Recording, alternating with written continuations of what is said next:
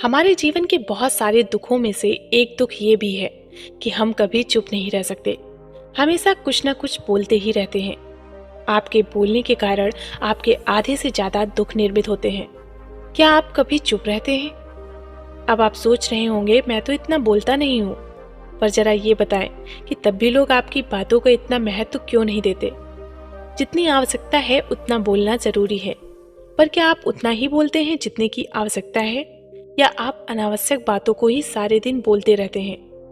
एक बार जरा अकेले बैठ कर देखिए और सोचिए कि आज आपने दिन भर में क्या बोला, और इनमें से ऐसी कितनी बातें थी जो जरूरी थी बोलने के लिए, और ऐसी कितनी बातें थी जो आपने बेवजह ही बोली। परिवार में झगड़े की वजह हमारा बोलना ही बनता है। हमें से कोई भी चुप नहीं रहना चाहता। हम एक दूसरे को सुना देना चाहते हैं।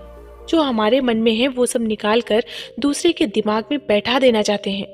उसे समझा देना चाहते हैं कि देख तू गलत है, मैं सही हूँ। ये कहाँ तक सही है, क्योंकि दूसरा भी तो यही कर रहा है। पर आप एक दूसरे की सड़ी गली बातों को ग्रहण कर रहे हैं, फिर समय के साथ उन बातों को खोजते रहते हैं और एक दूसरे को सुनाते रहते हैं। ये सुनने और सुनाने का माहौल जिंदगी भर चलता रहता है, पर इस प्रकार हम खो देते हैं अपना समय, अपना जीवन, अपनी सोच और अपनी समझ, और वो कीमती पल जो जिए जा सकते थे, जिनको अनुभव किया जा सकता था, जिनमें आनंद प्राप्त किया जा सकता था। और हम पाते क्या है? कुछ नहीं, सब व्यर्थ और सब नष्ट हो जाता है। हमने क्या खोया इसका एहसास कुछ ही लोगों को होता है। बाकी सब जैसे उन्हें अपने आने का पता नहीं, वैसे उन्हें अपने जाने का पता नहीं चलता। एक गुरु का एक शिष्य बहुत ही वाचाल था। वो बहुत बोलता था। दिन भर इधर उधर की बातें एक दूसरे से लगातार बोलता रहता। वो भिक्षा मांगने जाता था और अलग अलग घरों से अलग अलग कहानियां लेकर आता और दूसरे शिष्यों को सुनाता था। एक शिष्य की दूसरे शिष्य से बुराई करता और अपने आप को अधिक और बहुत महान बताने की कोशिश करता था। खुद की ही बड़ाई अपने मुख से करता था और वो कहता था कि मैं एक बड़े घर का लड़का हूँ, चाहता तो मैं आराम से जिंदगी जी सकता था, पर मैं यहाँ सत्य की खोज में आया हूँ। मेरा बलिदान महान है। एक दिन गुरु ने अपने शिष्यों से कहा, आप सभी को एक माँ के लिए कोई एक संकल्प लेना है। इससे आपकी संकल्प शक्ति प्रगाढ़ होगी और आप में शक्ति का संचार होगा। तो आप अपनी शक्ति के अनुसार कोई भी संकल्प ले सकते हो, और आप सब में जिस किसी का संकल्प टूटता है वो अपने दैनिक दिनचर्या में वापस लौट सकता है। सभी शिक्षकों ने अपने हिसाब से छोटे बड़े संकल्प लिए और गुरु को उनके संकल्प से अवगत करा दिया। पर वो वाचाल शिष्य अपने आप को बहुत बड़ा दिखाना चाहता था, तो वो सीधे गुरु के पास पहुंचा और गुरु से कहा, मैं कोई छोटा मोटा संकल्प नहीं लेना चाहता, कोई अपनी तरह का एक बड़ा संकल्प लेना चाहता हूँ। कृपया आप ही मुझे बताएं, मुझे क्या संकल्प लेना चाहिए।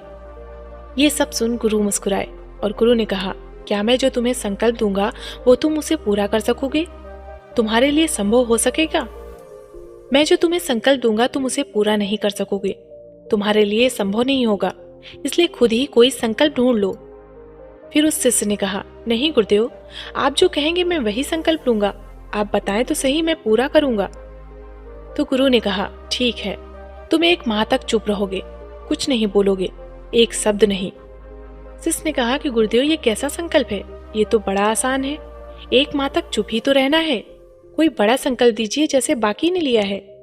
फिर गुरु ने कहा कि पहले तुम ये संकल्प पूरा तो करके दिखाओ। शिष्य ने गुरु की बात मान ली और उसी समय चुप हो गया और मुड़कर वापस कुटी की ओर चला गया। उसे चुप रहना बहुत आसान लग रहा था। एक दिन उसने जैसे तैसे काट लिया।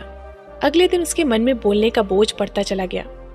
तीसरे दिन उसे भारी लगने लगा और चौथे दिन उसे अजीब लगने लगा, क्योंकि सब लोग आपस में बातें कर रहे थे और वो चुप था।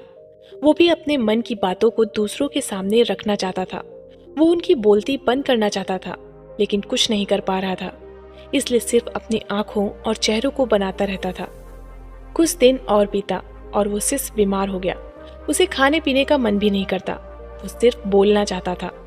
वो गुरु के पास गया और उनके पास बैठकर गुरु को बताया, गुरुदेव, मैं बोलना चाहता हूँ, बिना बोले मुझे सांस नहीं आ रही, मुझसे जिया नहीं जा रहा है, मैं क्या करूं? क्या मैं संकल्प तोड़ दूं? गुरु ने मुस्कुराते हुए कहा, संकल्प टूटने के लिए ही होता है, पर जो संकल्प को बचा लेता है वो अपनी भीतर शक्ति को जगा पाता है, और जो अपने आंतरिक शक्ति को जगा लेता है वो जागृति और समझ की राह पर आगे बढ़ पाता है। संकल्प कर लेना तुम्हारे हाथ में है और इसे तोड़ देना भी तुम्हारे ही हाथ में है। तुम्हारे कई गुरु भाइयों ने अपने संकल्प तोड़ दिए हैं और वो अपनी दिनचर्या में वापस लौट आए हैं। तुमसे अगर नहीं हो पा रहा है तो तुम भी अपनी वापस दैनिक दिनचर्या में लौट सकते हो। लेकिन याद रहे, अगर तुम अपने जीवन में एक इस छोटे से संकल्प को नहीं संभाल सकते तो तुम अपनी पूरी जिंदगी, अपने जीवन को कैसे संभालोगे? निर्णय तुम्हारे हाथों में है।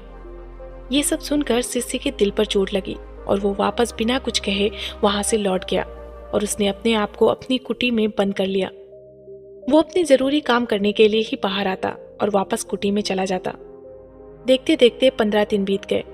लगभग सभी शिष्यों के संकल्प टूट गए थे, पर उस वाचाल शिष्य का संकल्प अभी तक जारी था। संकल्प लेने के बाद से उसके मुंह से एक भी शब्द नहीं निकला। सब हैरान थे, इतना बोलने वाला व्यक्ति इतना चुप कैसे था। 15 दिन बाद वो शिष्य अपने गुरु के पास आया और उसने लिख कर बताया, गुरुदेव, मैं बाहर से तो चुप हूँ, पर मेरे भीतर बहुत सारी आवाज है। मैं भीतर ही भीतर बोलता रहता हूँ। क्या मेरा यह संकल्प अभी भी जारी है? गुरु ने कहा, हाँ, संकल्प जारी है, लेकिन तुम्हारे कानों में जो बातें पड़ती रहती हैं, उसे सुन तुम्हारा मन अवश्य बोलेगा, क्योंकि उसे आदत है बोलने की। भले ही तुम मुख से ना बोलो, भीतर से बोलते ही रहोगे, इसलिए तुम्हें बातों से ही दूर जाना होगा। ये सब सुनकर शिष्य ने गुरु को प्रणाम किया और वो वहां से चला गया और अगले दिन अपनी कुटी को छोड़ दिया और जंगल की ओर चला गया। संकल्प का समय भी पूरा हो गया था, पर वो वापस नहीं लौटा। सभी को डर था कि कहीं किसी जंगली जानवर ने उसे खा न लिया हो। इस बीच उसे खोजने की बहुत कोशिश की गई, पर वो नहीं मिला। लेकिन एक दिन वो शिष्य वापस आया। उसे देखकर बाकी शिष्य बहुत खुश हुए और उससे बातचीत करने लगे। उस शिष्य ने अपने गुरु भाइयों से बात की। उसके बाद वो अपने गुरु की ओर चल पड़ा। गुरु के पास पहुंचकर उसने गुरु से कहा, गुरुदेव, क्या मैं अभी भी मौन हूँ? क्या मेरा संकल्प अभी भी जारी है? गुरु ने शिष्य की ओर देखा और कहा, तुम अभी भी चुप हो, मौन हो और तुम्हारे मुंह से एक शब्द नहीं निकल रहा और तुम्हारा संकल्प अभी भी जारी है। फिर शिष्य ने कहा, गुरुदेव, जब मैं यहाँ से गया था तब मैं मुख से तो चुप था, पर मेरे मन के भीतर बहुत सारी आवाजें थीं, वो बंद ही नहीं हो रही थी। तो मैं जंगल की ओर चला गया। वहाँ आवाज और तेज हो गई। पुरानी से पुरानी आवाज भी मुझे सुनाई दे रही थी। तब मैं जान पाया कि मैं कितना गलत बोलता था। जब मैंने अपनी पत्नी को भला बुरा कहा था, अपने परिवार को भला बुरा कहा था, तब लगता था मैं सही हूँ, पर अब लगता है मैं गलत था। एक दिन इन सभी बातों को सुनते सुनते भीतर से एक एक करके सभी बातें खत्म हो गई। ना ही कोई बाहर से बात करने वाला था और ना ही भीतर से कुछ आवाजें आ रही थी। चारों ओर बहुत शांति थी। कुछ आवाज भी आ रही थी जो पहले भी आती थी, लेकिन मैंने नहीं सुनी थी। वो थी चिड़िया के चहकने की आवाज, हवा के चलने की आवाज, पानी के बहने की आवाज। इतनी शांति मैंने पहले कभी महसूस नहीं की थी। तो इस शांति को भंग करने के लिए मैंने पहली बार अपने मुंह से शब्द निकाला और मैंने बोला, हे ईश्वर, ये कैसी शांति है? सभी इतना शांत क्यों है? ऐसा क्या हो गया है? मैं चिल्लाया। मेरे चिल्लाने पर भी वो शांति भंग नहीं हुई। हे गुरुदेव, मैंने अपने गुरु भाइयों से बात की, आपसे बात की। मैं बोल रहा हूँ, मैं दुनिया में चल रहा हूँ, सब कुछ सुन रहा हूँ, पर भीतर मैं अकेला हूँ, एकांत हूँ। भीड़ में होता हूँ तब भी अकेला रहता हूँ। जब मैं खुद में ही शोर करना चाहता हूँ तब भी मैं एकांत में ही रहता हूँ। सब दिखाई पड़ने लगा है, सब कुछ सुनाई पड़ने लगा है। तब गुरु ने कहा, जब तक हम बाहर की ओर बोलते रहेंगे तब तक भीतर अशांति रहेगी, और जिस दिन हम भीतर की ओर झुक जाएंगे तब बाहर हमारे मुख से कुछ भी निकले हम शांत ही रहेंगे। दुनिया में जितनी भी बुराइयां हैं वो सभी हमारे बोलने के कारण ही उत्पन्न होती हैं, क्योंकि हम चुप रहना ही नहीं जानते। हम हमेशा बेतहासा बोलते हैं। जितना बोलना चाहिए हम उससे अधिक बोलते हैं, और हम हमेशा दूसरों की बोलती बंद करना चाहते हैं।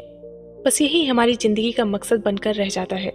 हमारी सारी ऊर्जा हमारे बोलने में नष्ट हो जाती है। ऐसे ही पति पत्नी की जिंदगी में दुख भर जाते हैं, जो सिर्फ हमेशा एक दूसरे को सुनाने में लगे रहते हैं। कभी एक दूसरे को सुनना ही नहीं चाहते। चुप होना तो उन्होंने जाना ही नहीं। दुनिया की सारी लड़ाइयों का कारण हमारा बोलना ही है, इसलिए उतना ही बोलना चाहिए जितने की आवश्यकता हो। व्यर्थ का बोलना ऊर्जा का नष्ट करना है, और ये बोलना ही हमें कभी अपने भीतर की ओर लौटने नहीं देता है, क्योंकि ये हमेशा हमें बाहर की ओर रखता है। बाहर क्या है? संसार के अलावा भीतर के संसार की ओर लौटना है तो मुंह को चुप ही रखना पड़ता है। इसलिए जितने भी बुद्धत्व हुए सब एकांत की ओर गए हैं, ताकि उन्हें ज्यादा बोलना ना पड़े, ज्यादा सुनना ना पड़े। वो एकांत में रहें और शांत रहें, वो भीतर की यात्रा कर सकें। लेकिन अगर आप चाहें तो इस संसार में रहकर भी एकांत में रह सकते हैं, शांत रह सकते हैं।